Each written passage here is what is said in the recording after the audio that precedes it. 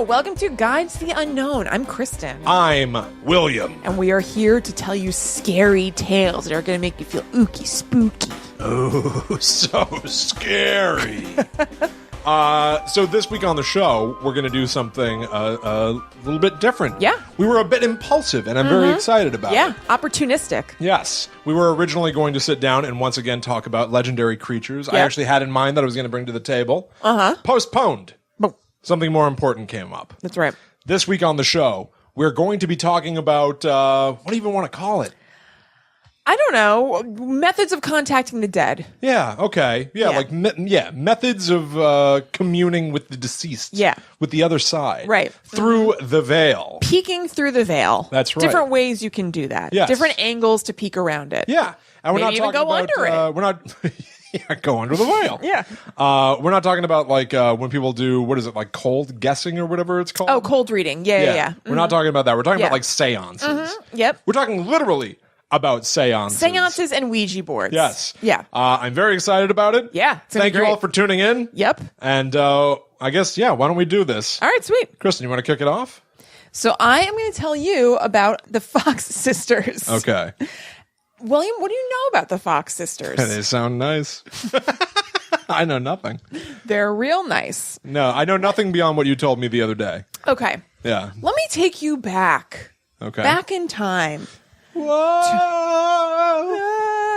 To the early 1800s. Okay. Early to mid in a mystical place called upstate New York. Well, it sounds amazing. Okay. So there was this family, the Fox family, and there were two daughters who were 11 and 14. And they started telling their mom that they were like hearing these noises in their room. These like, they keep calling them rappings or knockings and everything that you read, just like sounds like Rapping dun, dun, dun. isn't a word that like really gets used. No. Like, rap music, but not Yeah. like something was rapping upon the door, mama. Exactly. No one ever says that. They're hearing rappings. Cool. And so, they show their mom and dad or whatever, and they start to notice that they can somehow communicate. They can ask for a rapping to happen, then it'll happen. So then they start to divide. They're asking yes or no questions. It's responding. They devise an alphabet of like things that correspond to letters for rappings. Yeah. I imagine almost like in Stranger Things where she sets up the letters underneath the lights to light up. Yeah. So they set up some sort of code and the family is like, man, would you get a load of this? So they call neighbors over and the neighbors are testing it and it's all working. Like the rappings are answering questions and doing all this stuff. Like that is weird. So then I don't remember why this happens. I think it's just because they sell the farm that they live on maybe or something. But the two girls, their names are Kate and Maggie, and they're 11 and 14. Okay.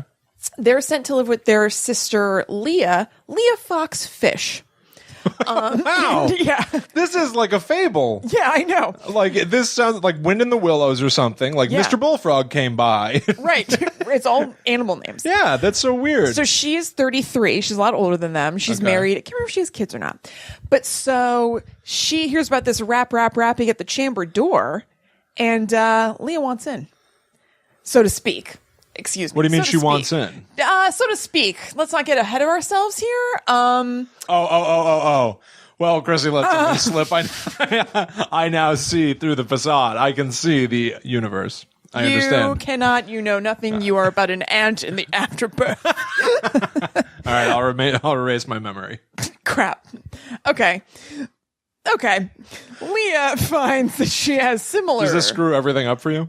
Leah finds she has similar abilities to her younger sisters. Okay. Okay.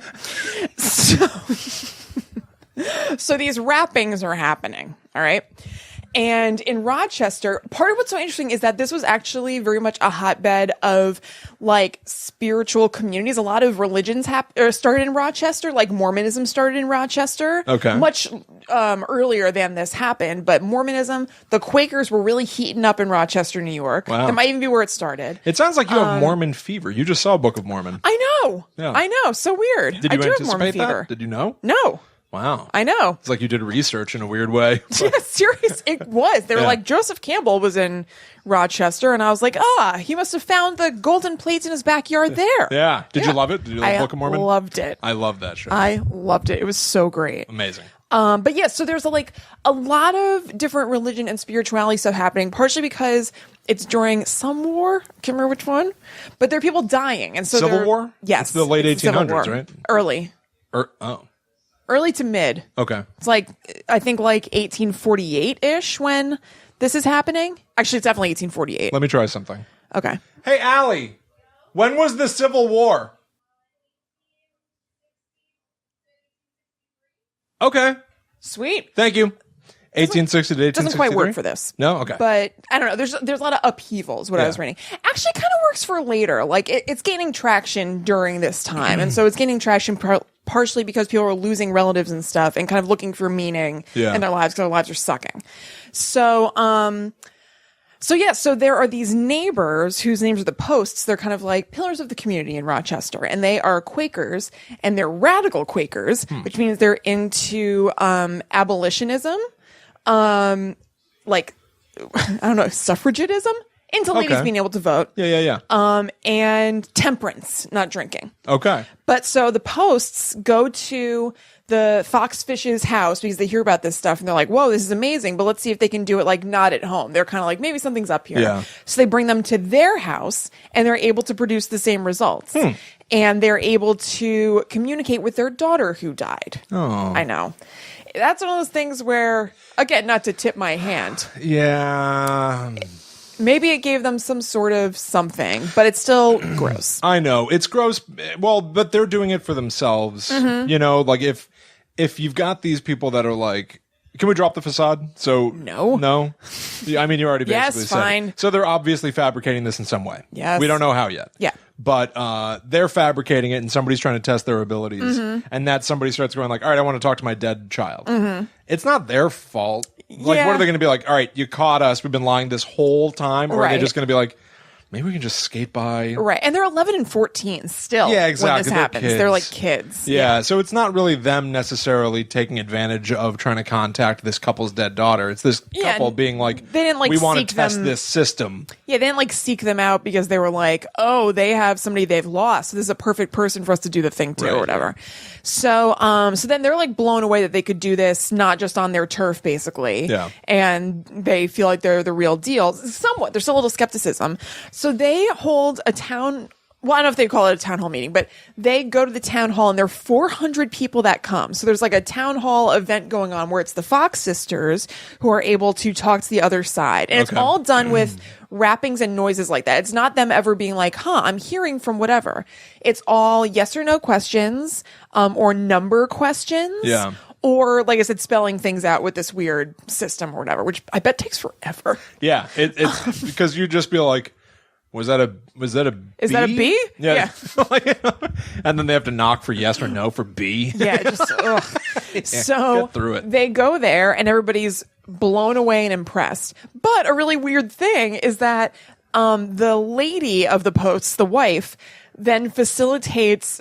It's all women, but they do a search with the Fox's consent. They bring them to a separate room and they disrobe to show that there's no tricks going on. It's not like they're I don't know, have some sort of little thing that they're making a popping noise with or something like that. Okay. They're search them. I'm sure it's not a cavity search, but they Is that really the most likely way that they're? I guess with the noises, everything's made of wood.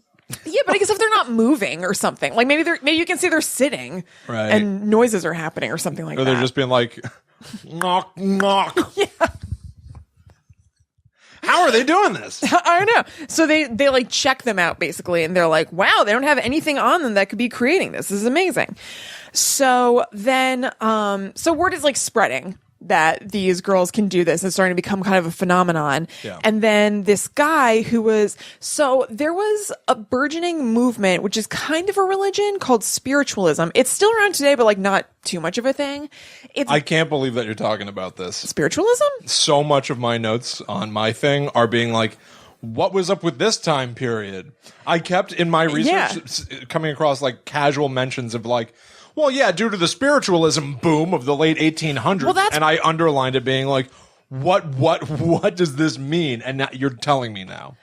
Well, that's part of why I wanted to do this when we talked about doing Ouija, because they kind of like fit together a little Yeah, bit. it's interesting. Yeah, so it's partially the period where there was a lot of like, there were wars and things going on where people were dying a lot, so people were kind of like looking for meaning. Yeah. Plus, I don't know if it was just that like communication was starting to be a little bit easier. You could kind of like get books more easily and things like that. Like people, or I should say, people could distribute information a little bit more easily than they had been able to previously. Yeah. So I think that had to do with the boom. People were starting to have these ideas, maybe independent of any war or problems, but they were able to be heard by a wider audience. So more people were gathering into this kind of thing.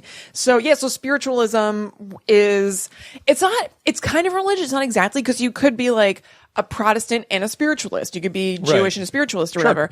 There are a few pillars of it. It's basically that you believe that there is an afterlife. Yeah. You believe that there's some sort of higher power. It's almost like the origin of people saying that they're spiritual, not religious. Because it's like, I believe in something. Yes. I don't know what you'd call it. which is me. Yeah. So like that there's something, but we don't know what it is or whatever. Yeah. Then they believed that, so your soul is like a separate thing from your body. And when you die, you still have you or your soul still has the ability to like grow and learn and change after you've died. Okay. Which is a little different. Those are some big ones. I can't remember all the pillars of it, but it's basically, I was gonna say it's not that crazy, but it's not super nuts. It's basically that you believe in life after death.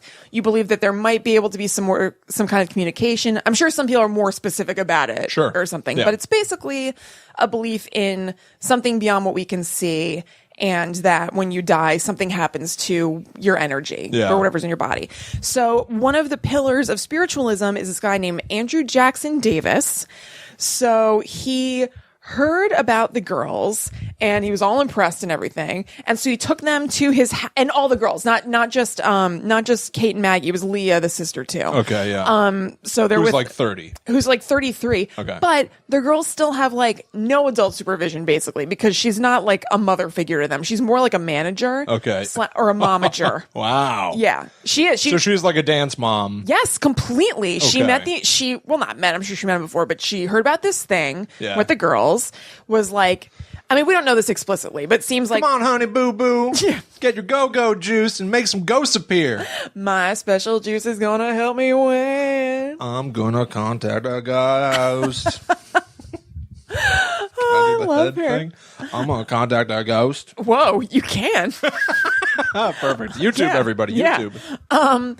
So they have like no adult supervision. They start drinking very early in life because just like nobody's watching them. They're with like grown-ups all the time. Little Drew Barrymore's. Yeah, like it doesn't seem great. Yeah. There's no beyond the fact that they all started drinking early, there's nothing about like anything else, but just like, I don't know, they're just hanging out with grown-ups all the time and drinking. It Yeah, it's just doesn't not seem good. Yeah. So they go to Andrew Jackson Davis's house, and he keeps having people come in to see what these girls can do. And they basically become like hot shit in New York. And lots of like New York, like muckety muck people come. So then they end up renting rooms in the Barnum Hotel. Oh. Yep. It was P.T. Barnum's cousin's hotel. Barney Barnum. Dale Barnum.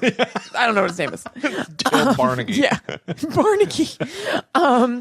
And so they start having seances and stuff. Like it's mostly, it seems like the two younger girls together, and then Leah will be off by herself Counting doing money. things too. Yeah, probably. But they start doing seances, but again, all with knocking and Yeah. everything. And then in what I read, just an anecdote about some of their seances, at one point the knocks went along with a song. So I wonder if somebody was like, my Jeremy loved Camptown Races.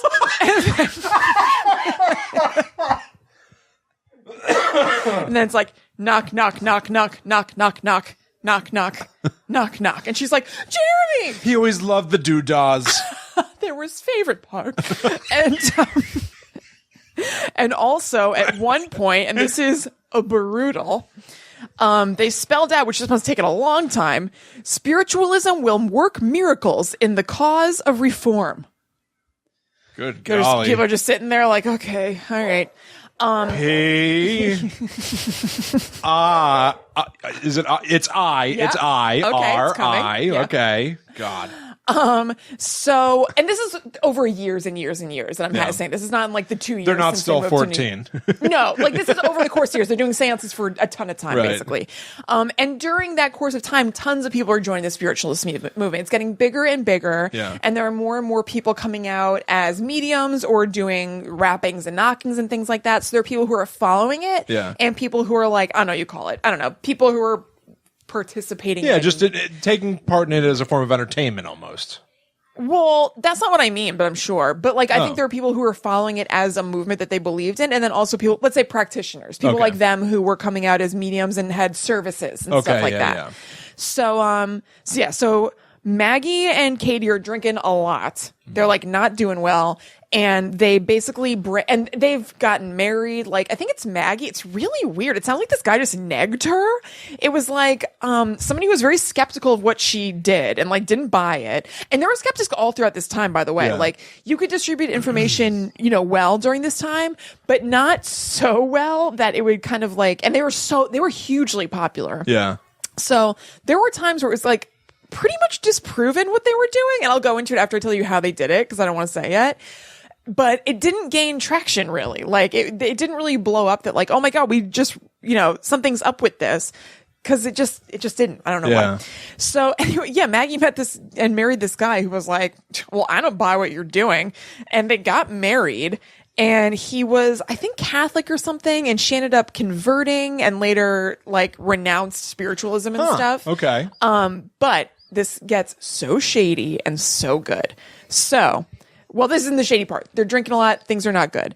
Kate has kids. Maybe Maggie does too. And Leah is spreading rumors that Kate doesn't take care of her kids because she's drinking too much all the time. Oh, okay. So Maggie and Kate hate Leah now, and also probably for like basically pimping them out when they were really young and starting this whole thing that's kind of become like a not great force in their lives, maybe. So there has been, talk that this is maybe not the real deal, what they've been doing all this time. Somebody offers them, I can't remember if it's a reporter or something, $1,500. And Maggie goes, she has an appearance at the New York Academy of Music. Kate is there in the audience supporting her. And she reveals that it's all been a charade this entire time. Leah knew all along. There are tons of people there, like reporters and everything.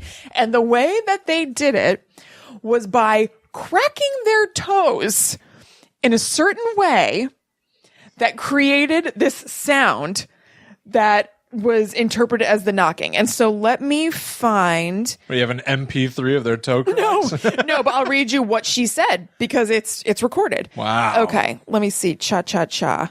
I don't know if I want to read this whole thing.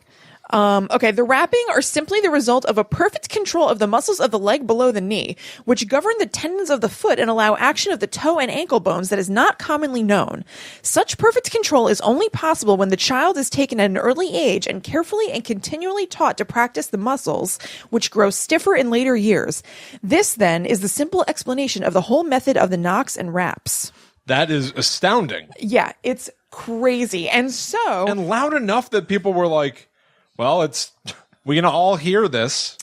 Yes. And they can do a stage show. Yes. It's loud enough. Yes. Oh, okay. So actually, she did that's not what she said on the stage. Okay. She did talk about it on the stage. Then she gave a signed confession to the press and it was published in New York World. So that's from that. That's why it's like written like that. Huh. And then she also wrote, a great many people, when they hear the rapping, imagine at once that the spirits are touching them. It is a very common delusion. Some very wealthy people came to see me some years ago when I lived in 42nd Street and I did some rappings for them. I made the spirit rap on the chair and one of the ladies cried out, I feel the spirit tapping me on the shoulder. Of course, that was pure imagination. Okay. And then I think this is really funny. Here's where it all started with the wrappings in her room at home before they moved out. So in 1888, the same year that she confessed all this on the stage, she told her story of the origin of the mysterious wrappings. And I love this. William, it has to do with apple bumps. Apple bumps. When we went to bed at night, we used to tie an apple to a string and move the string up and down, causing the apple to bump on the floor. Or we would drop the apple on the floor, making a strange noise every time it would rebound. Mother listened to this for a time. She would not understand it, and she would not understand it and did not suspect us as being able being capable of a trick because we were so young. That's not a trick. During the night, Kate challenged the invisible noisemaker, presumed it to be a spirit, to repeat the snaps of her fingers. It did. Get these kids an iPad. Snap, snap, snap, snap, snap, snap. That's my toast. Crack, crack, crack. Yeah. Crack, crack, So crack. she did that Apple smack. So she did that on the stage in front of everybody. So by this point, she's like, I don't know, 54? She's 54 to 51. I can't remember which age she is. And she's like, all right, guys, this is what I've been doing forever. Crack, crack, crack, or whatever. So, like, everybody, like, flipped, basically. The mainstream press, who was, like, or people who weren't in spiritualism anyway, were like, this is a death blow to the spiritualist movement. Like, this proves everything is, like, crap. It's crap. And then... It's all an apple on a string game. Right. And that should have become a phrase. Is this another one of those apple on a string? Oh, what do you... You're going to try to apple bump me now? Is that what we're doing? Apple bump. So, and then, some spiritualists are probably just like, well, this is just what we believe. That wasn't the whole part of it anyway. And then some spiritualists. But maybe a ghost taught them how to bump apples. Maybe a ghost controlled their toes. Okay, so a medium said that he channeled somebody who said, like, yes, I told the girls to do. Oh, my God. I know. What a funny way to try to prove something. Totally. And then some spiritualists who, like, didn't want their professions besmirched, who, like, made their job of this or whatever, basically said that that Maggie was just a hater, and she was, like, washed up, so she was trying to get some press by saying that this was fake the whole time. So things really went downhill for the Fox sisters, as you can imagine. Yeah. Things weren't so good. That $1,500 didn't last forever. Maggie tried to recant a year later and say that wasn't true, but the damage was done, obviously. She did it on stage in front of everybody. Yeah. You can't reveal the mystery. No, you can't crack your little piggies a ton. No. Make the exact same sounds that you've been making with your mediumship wrappings, and then be like, actually, I lied. She could have instead been like, well, but isn't it also really impressive how loudly I can crack my toes? Do you guys just want to see that? To go on toward going like, da-na-na-na, da-na-da-na. Da-na-na-na-na-na-na-na. Crack, crack. Yeah. Oh. I thought you were just punctuating the music with a crack. The Entertainer. Yeah, that's one of the first songs I learned how to play on the piano. The Entertainer. Don't you wish you could just see cracking me? her toes. Don't you wish you could see me as a kid playing the Entertainer on a piano? Does that sound funny? All slow. I was very good at piano, William. You've obviously forgotten all the awards that I won. Dun, dun, dun, burr, burr. A kid with a trombone. Just waiting for his one part. Or it could be me, again, playing the tuba. Oh, yeah. Kristen had a tuba for like a weekend. Okay, real quick. Fast forward through the story. Weird. Okay, so I wanted to get out of class, and they were holding tuba auditions, and I'm not kidding at all. It was like not me trying to save face. I had zero interest in playing the tuba. I just wanted to get out of class. And they kept calling me back for like like going through the rounds. I was like, all right, whatever. And then they were finally like, Kristen, you won the tuba thing. And I was like, oh my God, no. I have to play the tuba now? Yeah. So I took it home. I told them that I fainted from like breath. Did you even try it once? I don't know. I probably. I remember it was propped up on two chairs, I crawled under it and stood up in the tuba. Yeah. And I don't think I knew what to do then, so I just crawled back out of it. But I didn't crawl into the horn of the tuba. Yeah. I should make it clear. I wasn't that small. I've never been that small. I've never been small enough to crawl into the big end of a tuba. I mean, you have to be really small. That's like not even a normal kid. I'm stuck. I'm stuck. My feet are just kicking out the end of the tuba. But that was the end of the tuba. I don't remember that specifically, but I just remember they knew I was full of it. I knew I was full of it. They were just like, okay. What a funny... So I have to hold tuba auditions all over again, I guess? Right. What a funny thing. I wish that cell phone cameras existed. If mom and dad could just be like, my kid brought home a tuba from school. Yeah. She's pretending she wants to play the tuba. And quit the tuba. Yeah, I know the she doesn't shame I brought on my parents. I joined tuba and quit. they made me join soccer. I quit like immediately. Made me do ice skating, and then Mom threw a starburst on the. Remember? Okay, again, sorry, this will be the last of my anecdotes about what a lazy kid I was. So my mom and dad, not just my mom and dad, our mom and dad, were like desperate for me to do some sort of activity. Did they give up by the time you rolled around besides football? No, I quit baseball, t-ball, basketball, oh, that's right. Okay, football. Yeah. I quit everything. God help them, they never learned. So yeah, they were like desperate for us to like move our fat asses, basically. And so we went to ice skating because my best friend Christy did ice skating. So Mom was probably like, oh, maybe this will get Kristen to do something. I wouldn't move. Mom threw a starburst onto the ice for me to hopefully chase after. And I got on my knees and crawled on the ice after it. The shame I have brought to my family. That's like traumatizing. I know. For Mom. I think for both of you. To like have this memory of being like a chubby kid just like scrambling after a starburst. I could have not gone for the starburst. Have a little dignity. That's what I'm saying. I don't think I was. That doesn't feel like a traumatizing memory to me, actually. I obviously didn't care. Oh, anyway. God, that's insane. It's so insane. It's really crazy. The only thing I remember liking about ice skating is that I had those freaky freezies gloves or whatever. So they would, or whatever they're called. They color change gloves. Okay. And I remember wearing them at the rink, and it was fun because it was like really cold in there, so it would change colors. Okay. That is fun. I remember I like to just sit still in cold temperatures and look at my gloves. Look at my gloves. Look at my hands for a while. God, I miss skating. I was a bit of a skater. Yeah, you might say. Okay, so then, that didn't work. The damage was done. Yeah. They all ended up renouncing. I don't even know about Leah, but Maggie and Kate renounced spiritualism a lot. They basically just wish they weren't involved in it. There was just like a bad time in their lives. They had lied about it. Just like a weird thing. And it's sad. Within 5 years of Maggie going on stage and doing that, all three sisters had died. Wow. They were all really, really poor. Either Maggie or Kate, I wish I wrote it down, died in the middle of a bender. They like drank themselves to death. Yeah. And then the other ones, I don't remember. I don't even think it's said. I think it was just like this one died of alcohol poisoning or something, and the other one's just like 1800s illnesses or something. Wow. Or just like, whatever. And then there's a postscript to this story. Oh, I didn't say, I kind of messed up. So the beginning, when they lived on the farmhouse, they said that they were contacting, they were getting the spirit of a peddler. Oh. His spirit was in the house who had been murdered. So, in 1904, many years later, there were kids playing in the house. It was like abandoned by that time. It was like the neighborhood scary house. It was known as the Spook House. And the kids found bones in a crumbling wall. Whoa. So then a doctor was called, and it gave credence to the peddler's story because there were these like human bones. So again, it gave credence to the peddler. I mean, that's interesting. They obviously lied or whatever, but Sure. it's like it could either give credence to the peddler's story or like this is just what it said. It's just kind of weird that they like picked up on a vibe almost. Maybe. Is that an interpretation? Yes. Or they exploited a local mystery. The only weird thing about that is nothing in what I read talked about the fact that there was an actual factual local mystery. Yeah. So I don't really know.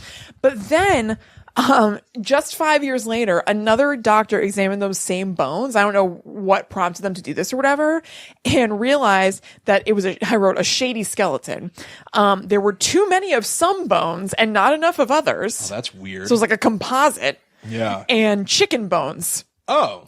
So there was a rumor in town that a guy planted them as a joke for somebody to find, and he never wanted to admit it. Come forward. That's weird. Yeah. What's wrong with that guy? I don't know. He's like, if somebody ever goes into the spook house, they're going to find bones. Funny joke, Ted. Yeah. And they also found something. It was I called took like some bodies from the local cemetery. Yeah, that's what for a silly joke. I was like, can I find more about this, please? Yeah, like, what's up with that guy? Where did they? How'd they have access to like so many ribs and not enough fingies or something? Yeah, like fingies. What is going on? Wait until they try to count the metatarsals. There's too many. I put an extra 2. So that kept a couple teeth for myself.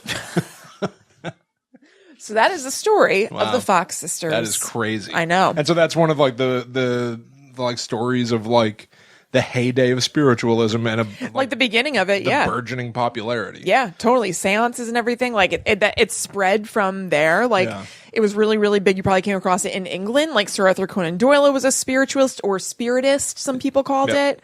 It's crazy. Yeah. I did some research on some of the ways that people would like try to contact the dead in a seance that are really crazy. Like you were talking about the idea of them like rapping upon a wall and trying to like count numbers or do letters to get messages or yes, no, which sounds a lot like a Ouija board. Totally. Those are all the symbols that are on a Ouija board, which is what I will be discussing. Yep. But I was really curious to know other ways that like things that are similar to a Ouija board. Like that's the one that's the most popular that we know of now. But there are other ways that like mediums would try to contact the dead. So I learned about a few. There's table turning. What's that? That's where a group of people all stands around a table. Puts both of their hands on the table. Almost as if, like with a Ouija board, you've got the board that has numbers and letters. Yes, no. And you have the planchette, a little piece of wood or plastic that everybody has to put their hands on and it'll scoot around. Almost as if the table is a giant planchette. Okay. Everybody puts both hands on the table. And then you ask questions out loud. And if the table rocks, lifts off the ground, tilts, that might be an answer. Oh, so you're almost using it as like a pendulum. Yeah, kind of in a weird way. You would say, you would go like through the alphabet. You go like A, B, C. Ouija board seems much more direct. I know. Yeah. The table might tilt and you'd be like, all right, so it starts with C. Yeah.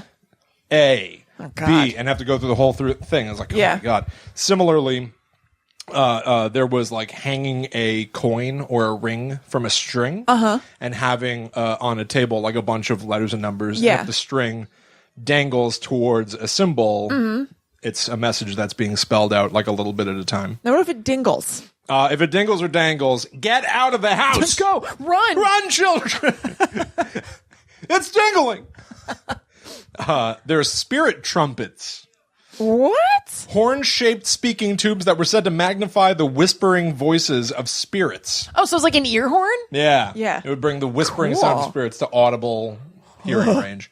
Spirit slates. 2 chalkboards put face to face. And then when you open them, there might be a message written in there by a spirit. Does that ever work? No. Like how? That's what I'm saying. Like, why would that even continue more than once? I'm sure it's like a magic trick. Like, there's probably some way that you can secretly get a message on there. You know? I don't know how. Like, if you're just putting like 2 boards and you're like backing off. I mean, I don't know how like any magic tricks are done, but somebody finds a way. It's true. Yeah. God, magic drives me crazy. I know. Spirit cabinets. This was my favorite. These are just portable little closets that a medium would crawl into and typically be bound by rope so that it's like clear, like they're not messing with any of the other tools. So it's like, it's mostly just trying to eliminate the medium from being able to use the chalkboards, right? So how do they do it then? I don't know. But something happened when they did that? Something I mean... So it could have been, for the sake of argument, it could have been a legit medium who's just like really proving it? Yeah. Wow. Or like has like a partner. What a length to have to go to. You know? Well, yeah, it's magic tricks. And it was like livelihood. Yeah. You find ways to do these crazy parlor tricks. Man. And get that cheddar. Man. Get that cheddar. I get tied up in a box. So yes, I'm focused on Ouija boards now. Yes. Okay. We were planning out family holiday stuff. Yep. One of our family members said that they wanted to do stuff with a Ouija board. And Kristen put the kibosh on it. No thanks. Flat. I'm not doing that. Yeah. You guys can do it. I'll see you later. So it won't be happening. Yeah. But I immediately started studying Ouija boards because I never think about them. I have one. Yeah. I've got one. I don't know if you can see it on YouTube. There's a secret Ouija board behind my office sign. I shouldn't notice that it was back there. Yeah. Do you want to run out of the house now? Yeah, please. Yeah. I was at a town-wide garage Why do you have such a cool thing covered up like that? Because I have so much other cool stuff, too. The office sign you could move. I like the office sign. I do, too. All right, anyway. So there was like a town-wide garage sale. And so good. There was an old lady selling stuff, and one of the things was a Ouija board, and it was like $3. So I asked her, can I have the Ouija board, and like, is there like a story or anything? And she goes, oh yes, yeah. Yeah. She goes like, oh, that. Yes, we didn't even know it was there. We found it in the attic. I believe it's from at least the 60s. I was like, give me this. Right. Handed her a crisp $3 bill. Yeah. And ran away. Yeah. Because that's not a real piece of money. Oh, right. That's like one of those got out of there. One of those jokes or whatever online where it's like, find the problem, and I wouldn't have noticed it. One of those jokes or whatever. You know. So I'm described. He tells those. He thinks he's like a joke teller. So I ran away with the Ouija board and then sat in the car and flipped it over. It's from Hasbro. Well, wait, with the copyright of 1991. So she got me. I got. I thought something else funny happened. Like, the town didn't she yell something to another person who was there? I don't. It's fine. Maybe. I don't remember now. It's lost to time. Yeah, in the ages. So anyway, I learned some, frankly, crazy ass stuff about Ouija boards. Great. So people have been using Ouija boards to contact the dead. Yeah. For, I mean, we're talking about literally like 1,000 or more years. Yeah. Actually, the origin of the Ouija board, the earliest reference to it is from like the year 420. Wow. Yeah. That's crazy. 3-digit year. Cool. 420. Cool year, by the way. Yeah, how about that? Smoke them if you got them. I think I'm starting to see some spirits too. I feel kind of funny, but I like it. So anyway, my notes here. One of the earliest mentions of automatic writing, because that's, the planchette moves around and spells out stuff, is from China in the historical documents from the Liu Song dynasty. Ooh. The method back then, it wasn't known as Ouija. Yeah. That wouldn't come around until like the late 1800s, I think, the name. I do know about that. It was known as planchette writing. More specifically, it was the Chinese art of Fuji. Some people used Fuji to write novels and stuff. So they would have the board move around and spell things out and create stories. Yeah. But it was also used as a means of necromancy and communion with the spirit world. Hell yeah. And it was super popular during the Song dynasty, which was around the year 960 to 1279. All right. Bust this. What? This is... Bust this? Check this out. Bust this? Everyone says what that. The hell? Okay, Everyone go ahead. says that. Authors associated its origin with summoning Zigu Shen. Ooh. Also known as the Purple Maiden, or the Purple Lady. Also known as the Spirit of the Latrine. Doo-doo spirits. Doo-doo spirits. So I found references. I found an article that describes who Zigu Shen was. And they describe her in the headline of the article. This is from Hitrino. I'll put it in the notes for the episode or something.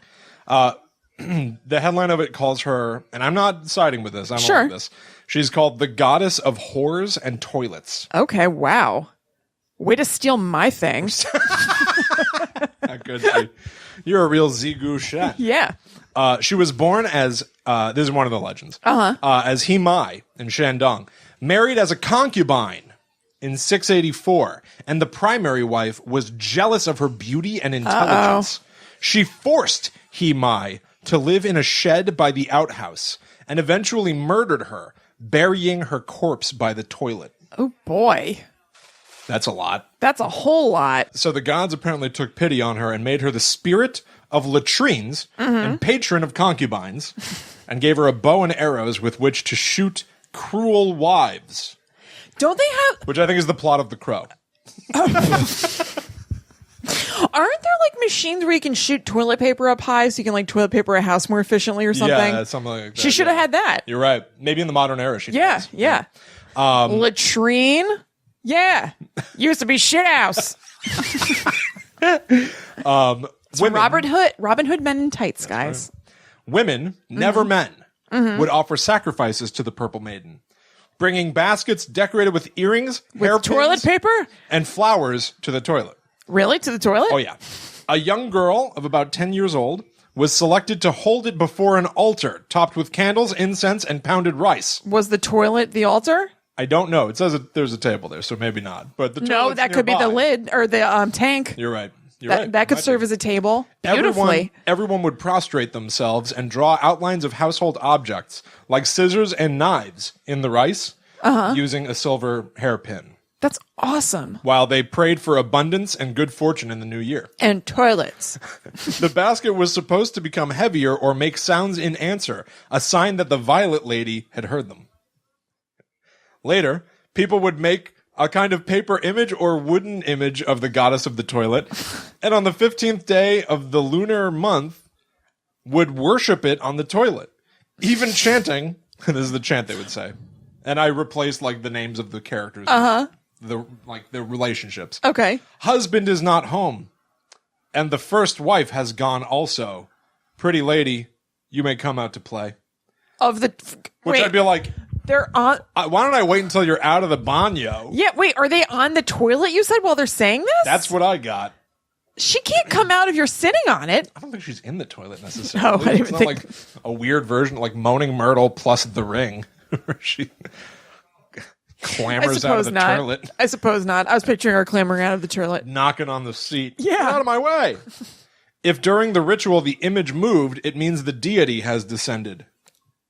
Don't even know what that means. All right, now this is the much crueler version of the tale. Okay. Brace yourself. This is insane. Okay.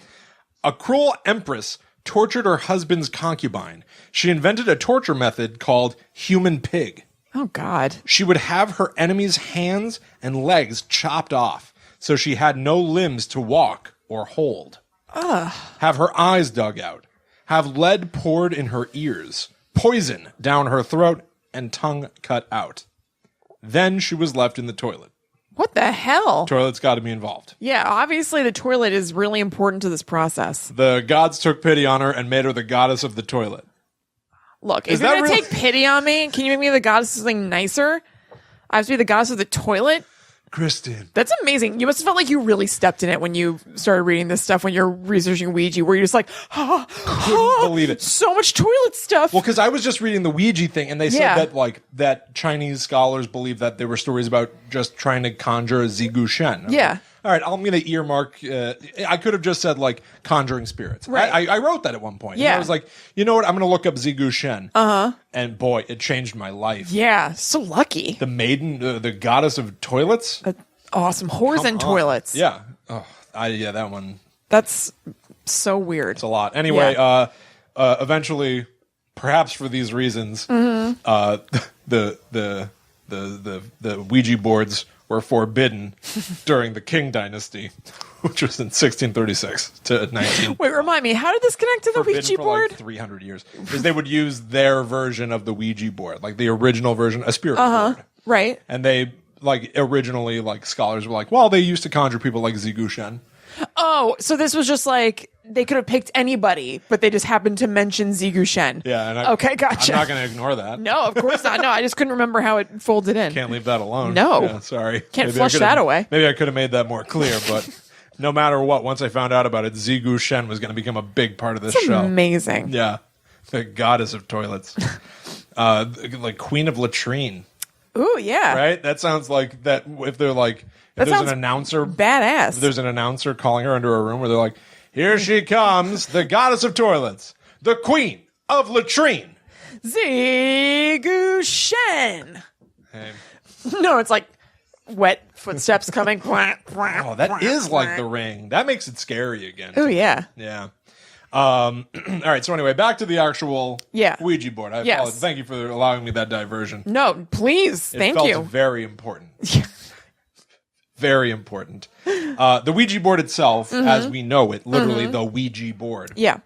would be created and named in Baltimore, Maryland in 1890. Oh, I didn't know it was in America. Yeah. Businessman Elijah Bond has the patent. But one of the manufacturers, a guy named Charles Kennard, claimed he learned the name Ouija, to call it Ouija board, by using the board. The name came to him by having the spirits spell it out on a Ouija board.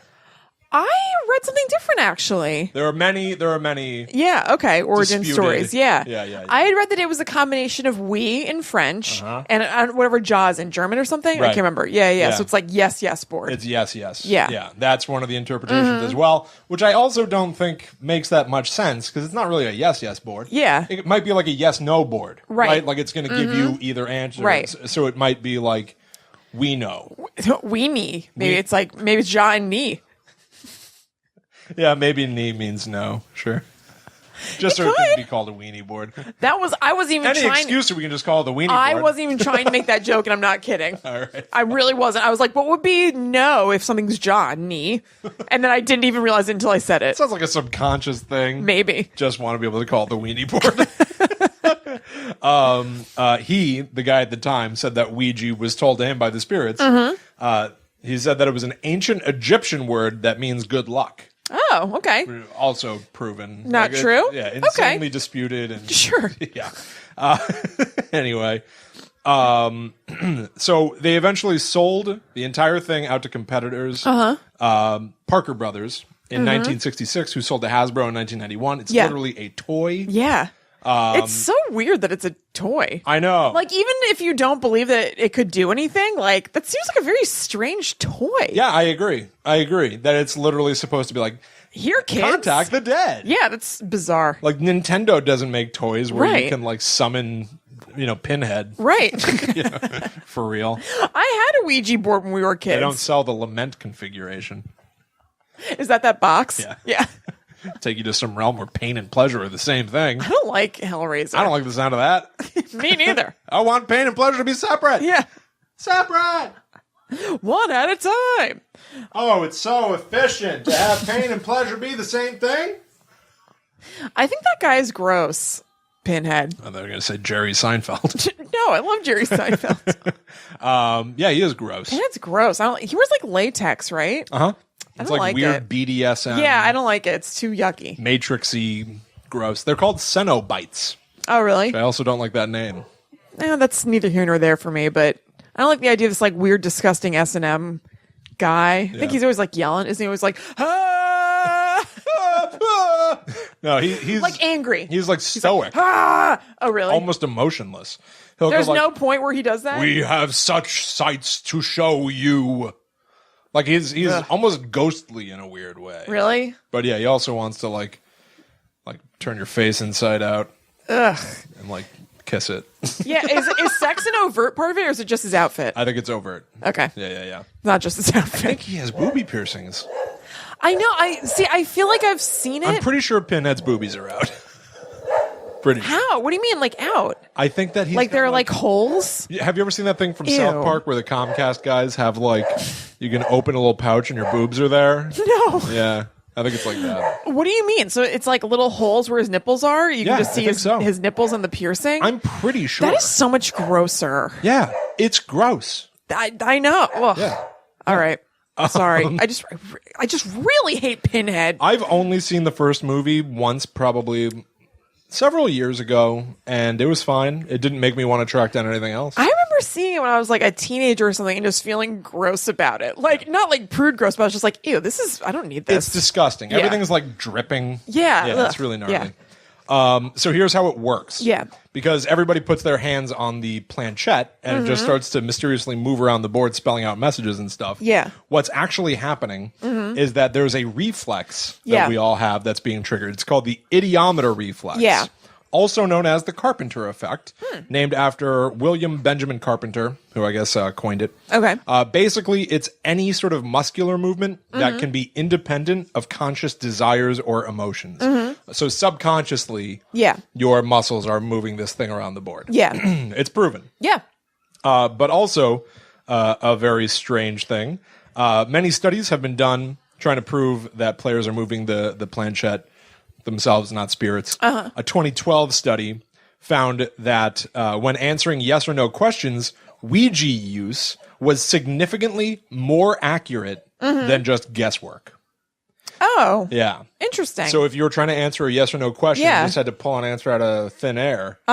Less chance that you're going to do it than if you used a Ouija board. You might get the right answer. What do you think the deal is? Is that like your subconscious is a little bit more in the driver's seat because it's not you saying it? Like you can kind of disassociate from things or something? I have no idea. I'd be interested to look up that Yeah. study, I guess. Yeah, Maybe I that's should have. interesting. But it sounds to me almost like, there's a 50-50 chance that if I flip a coin, it'll be heads or tails. Right. But that doesn't mean that, like, I might stand around flipping a coin 50 times. It could be heads each time. Yeah. So it could just have been like, Yeah, just like it a worked out weird this way. random thing. Yeah. Although, like scientific testing is usually like controlled a million ways. Well, I So wouldn't hope imagine they're- that there's like a ton of like funding and stuff for like a Right. Ouija test, so it may not have been that. or none at all. Yeah, that's what I'm saying. So it may not. I'm sure that they, did their best, but maybe it Right. wasn't like that great a study. Right. Yeah, true. So then here are some uses in literature that are shocking to me. Okay. So I mentioned that like people have used Ouija boards and spirit boards Yeah. to try to write novels. Yeah. Check this out. Okay. Wait, what was the thing you said before?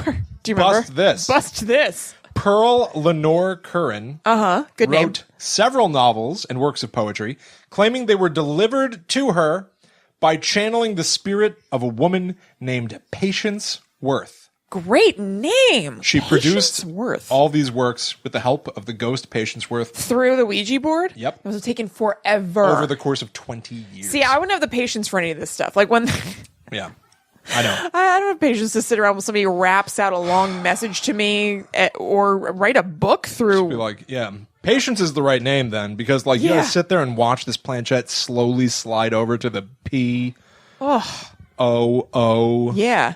P. L. Oh. In 1913, Patience Worth announced herself. Here's a quote. Ready? Yeah. There's a quote from the ghost Patience Worth, Through the who Ouija helped board. Penny Lenore Curry write a bunch of books for 20 years. Many moons ago I lived. Again I come. Patience Worth, my name. Wait, I would speak with thee. If thou shalt live, then so shall I. I make my bread at thy hearth. Good friends, let us be merry. The time for work is past. Let the tabby drowse and blink her wisdom to the fire log. That sounds nice. Patience Worth is a pretty good writer. Don't understand what it means. The tabby cat? Let the They're all tabby just going to chill? blink. Yeah, I don't. Tabby cat's going to But then blink, they did a blink ton of by work. the... Then they wrote novels for 20 years. That's work. Wait, I thought that was after their novels. No, this is when she announced herself to the world. Oh, I thought you meant that they wrote on the novels and then she was like, this is what my name is. Oh, no. Oh, okay, I gotcha. Over the course of years and years and years, Yeah. there were like multiple times that people would write down what Patience Worth was saying through the Ouija board. And there were some details that she let loose about her life when she was alive. Quick question. Is it all... Okay, when you say multiple people were doing it, were different people with different Ouija boards? No. Okay. Like this one woman Right, who was writing books would contact Patience Worth. And then her friends and like her husband would write down details about the conversation she would have with the ghost. Okay. Yeah, as if I'm being like, I'm going to contact my friend Dougie. Yeah, and yeah. then I move a Ouija board and you're writing, Will's trying to talk to Dougie. Okay, right gotcha. now. Gotcha. That. Okay. So that's how we have like recordings of like what went on. Yeah. She dropped some details about when she was alive, which was somewhere from 1649 to 1694. Okay. And dropping references to her home being, quote, across the sea. Okay. She dropped enough details that people were like, oh, she must have been from this town in London. And no, get this, no authenticated documents were ever found to suggest that Patience Worth was real. Ever. You don't say. I know. Shocking. She continued to communicate with Pearl Lenore Curran to the very end. In November 1937, November 25th, 1937, Pearl told a friend, quote, Patience has just shown me the end of the road, and you will have to carry on as best you can.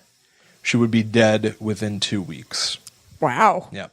Wikipedia says that she was in perfect health. Huh. But then they say literally half a sentence later, she had contracted pneumonia. Wikipedia and things like that are confusing sometimes. I run into that kind of stuff all the time where I'm like, wait, there was something in my thing that was like that, where I was like, what? Like partway tricking you into believing something impossible. She was in perfect health. Except for her she had pneumonia. been shot in the face. Yeah. Like, all right, well. Yeah, it's weird. There's no telling how this happened then. This other person. Yeah. Emily Grant Hutchings. Wrote a novel. I don't know if this is racist or not. Okay. I tried to find out information about what this means. Okay. For reasons that I'll explain in a moment, I can't find any records of it. Okay. She claimed that a novel she wrote called Jap Heron, Okay. a novel written from the Ouija board, was dictated by the ghost of Mark Twain. Through the use of a Ouija board. It was written in 1917, 7 years after Mark Twain died. Okay. Now here's the thing. She was sued by Mark Twain's wife, the estate. What? But they couldn't prove that she didn't talk to the ghost of Mark Twain. So a lawsuit against her just had to rely on her admitting she was a fraud. That's crazy. She never did. But she did at one point acquiesce to some requests. She destroyed every copy of Jap Herring, a novel from a Ouija board or whatever, and ceased publication. So I was trying to figure out what it was. All I can find online is them being like, well, it's like Huck Finn, Tom Sawyer, Jap Herring. It's like a kid's story, I think. Yeah. But there's no information about it. That's crazy. Yeah. She apparently tried to contact that other lucrative, profitable ghost, Patience Worth, but it didn't work. So well, she Patience tried to was a one lady. Evidently, but how crazy is that to be like, I'm going to try to tap into that other golden egg ghost over there? Yeah, seriously. I did find this from the New York Times, September 9th, 1917. This is a book review of Jap Herring from 100 years ago. I picked one line. Yeah. If this is the best that Mark Twain can do by reaching across the barrier, the army of admirers that his works have won for him will all hope that he hereafter respects that boundary. Oh my God. Pretty scathing. So Jap Herring couldn't have been great. Must not have been a very good book. It wasn't his best work. No. How about that? The New York Times being like, if this Mark Twain ghost thinks that he can do what the living Mark Twain did, he's got another thing coming. Stay on the other side of the veil. Weird. Sam Clemens. Yeah. And then the last thing I've got, just obviously some pop culture stuff. Yeah. It's like a, crazy kind of icon of I don't know, the occult. Yeah. Obviously, it's the centerpiece of the movie The Exorcist. And the centerpiece of the movie Ouija and Ouija 2. That's right, as well as the Ouija Experiment, which I think was is just on Netflix, and maybe it's even on YouTube. They clearly made it because the Ouija movies were coming out. That's awesome. But yeah, Exorcist, I'm sorry, I didn't mean to interrupt you. The kid Reagan contacts this demon, who she calls Captain Howdy. Yep. Turns out to be Pazuzu. Yeah. And she gets possessed. A Pazuzu. Pazuzu. The band The Mars Volta wrote an entire album called Bedlam in Goliath, all about their experiences with a Ouija board, which was purchased in Jerusalem. Essentially, they tried to write a story using a Ouija board, just like Patience Worth. Okay. And then they did successfully. Yeah. But they also started to experience a lot of misfortune. Oh, Their really? studio flooded. Someone got a hangnail. I tried to be into Mars Volta and it didn't quite click for me. I like one song. Yeah. Yeah. Okay. It's all. So when is this from? Is it like more like? It's pretty recent. It's from like 2008 or something. Oh, okay, so I wouldn't have been in the Mars Volta loop at that point. All right. That's weird. I want to look that up. They eventually buried the board. What? Yeah, they buried it. The occultist. Oh, I want to know more about that. The occultist Aleister Crowley, known as the wickedest man in the world. Yeah. Used one. Yep. That's all I have because I figured someday we can talk about Aleister Crowley, but I wanted to name drop. Yes. Once I saw the wickedest man in the world. Yeah, you got to mention it. I had to say it. Right. In London, a man, this is in 1994. Okay. A man named Stephen Young was convicted of murder. And was granted a retrial. Was a Ouija board a witness? He was granted a retrial when it was discovered that 4 of the jurors that declared him guilty had used a Ouija board to contact the victim and ask who killed him. Oh my God. The victim said, Stephen Young killed me. And then they declared him guilty. Once that was found out, Stephen Young was granted a retrial. What happened? He was convicted of murder again. Okay. Just goes to show. Listen to the dead. They know who killed them. They do. Don't waste time and resources. It's just a thing. Yeah. They know. And then this. Yeah. Prepare to get scared. Okay. A young musician named Vincent Furnier. Okay. That's how I'm choosing to pronounce it. Sure. It might be. I think it's Funyon. Furnier. Furnions. When using a Ouija board, learned that he was the reincarnation of a 17th century witch. Okay. He assumed the name of his witchy ancestor and made music history. Vincent Furnier became Alice Cooper. That's awesome. Yeah. I didn't know that. Yeah. Alice Cooper started as believing that he was a reincarnated witch? No, he later on admitted that he just came up with a name off the top of his head. Well, yeah, but no. And decided to name his band that. I'm not surprised, but that was the conceit? Yeah. Like, I didn't know that. I didn't know that either. I was very happy to find that out. That's amazing. Yeah. His name Like, is was that, Vincent like- Fournier. Yeah, I had no idea about that. So was that like press stuff? It was like a risen witch from the century of...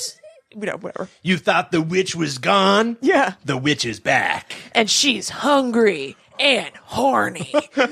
She's hungry for love and it's feeding time, baby. Whoa, whoa. Whoa, yeah. That's so yeah, awesome. I know. I wasn't worthy to learn that information. No, you're worthy. You're worthy. Get up. All right. And that is my study of the Ouija board. That's awesome. From ancient China Yeah. and a poop From demon. the toilets all the way to the top of the charts. God of the yeah. That's good. That sounds like a headline for a review on iTunes or Yeah. something. Did you see something in real our good Facebook stuff. group called us? They said that we did a great job of keeping it in the shallow end or something like Yeah. that. And I was like, thank you so much. Yes. I believe that is. was very I'm flattered. going to use his YouTube name. Maybe I'm wrong about this, but I think I'm right. Ratched Okay, cool. on YouTube. Yeah. Who then joined the Facebook group. Sweet. Yeah. He's written many of the Wikipedia pages that I we saw. have. I can't look at that anymore because it gets me uptight and nervous. Why? That people could be 'Cause you're not fact doing checking. justice.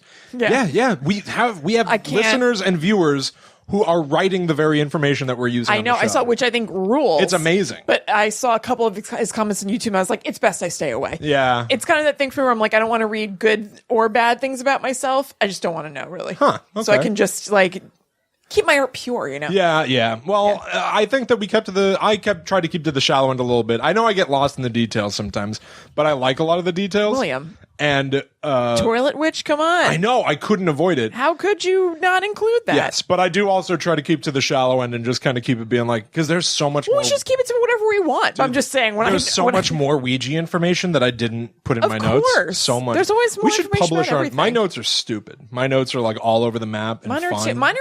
I memorize a lot of this stuff so I can just talk normally and I not know, read I off can't of do it. something. I have too So much. my notes are like not very useful. I can't do that because Yeah. I have so many stupid details in this. Yeah. That like I want to know the name of the guy who invented the board. I like to Right. say that. Right. Yeah.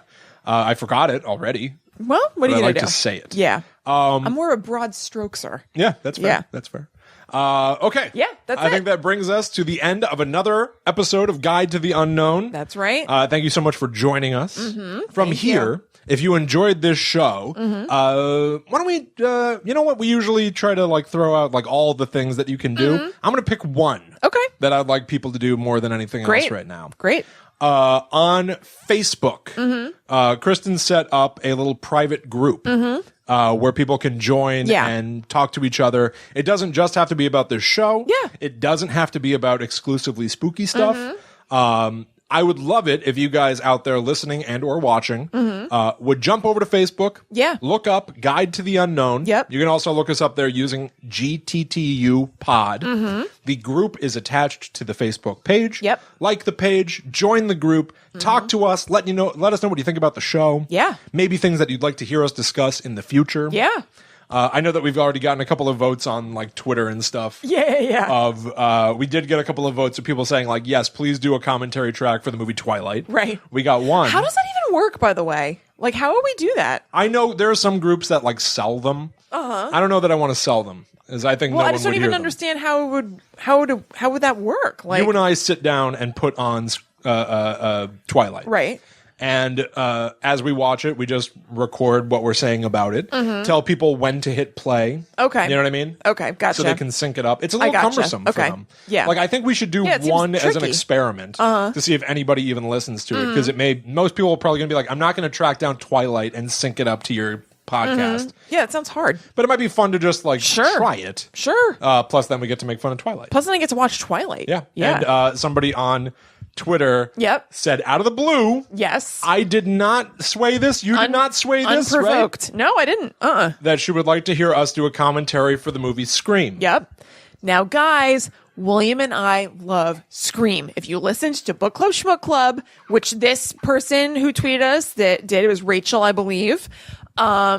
then you know that. Yeah. That's why she brought that up. Now, I would love to do that. Maybe that's our tester. Sure. Because then we'll see if people listen to it. And if they do. Plus, it's enjoyable. So we're not putting ourselves through the hassle of watching Twilight. Exactly. I'll watch Scream anytime. Right? So maybe we should do that. Sure. But yeah, if there's any other like kooky, crazy stuff like that you guys would just like to see us do. Yeah. Leave that in the Facebook group. Yeah, absolutely. That'd be fun. It'd be fun to come up with weird little side projects like that. Not giant things that are going to take a million years. Sure. Just kind of goofball things that we can throw online so that everybody has a good time. Sure. That'd be fun. You know what? We just like everybody to have a good time. I do. It's corny to say, but I it's know. true. It's nice to be able to just kind of unplug your mind. Yeah. And check out something goofy and fun for a little bit. Totally. Yeah. So do that. Yep. That's my vote for the week. Go to Facebook. That's your homework. Yeah. Like Guide to the Unknown. Yep. Join the Facebook group and chat with us. Let's form a little commune. That'd be great. Yeah. Oh yeah, commune. Yeah. Uh-huh. All right, you guys. Well, thank you so much for tuning in. Yeah, We hope thank you had a you. good time. Yep. If you want, you can, of course, reach out to us individually.